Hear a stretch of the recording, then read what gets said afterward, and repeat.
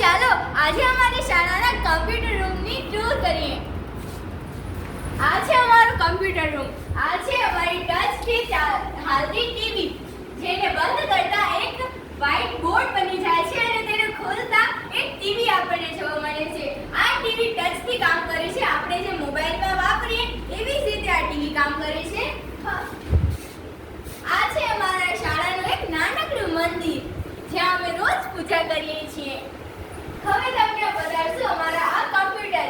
અમારી શાળામાં કુલ 15 આવા કમ્પ્યુટર છે, જે ખૂબ જ સારી રીતે કામગીરી કરે છે અને અમને આ કમ્પ્યુટર વાપરવા પણ મળે છે.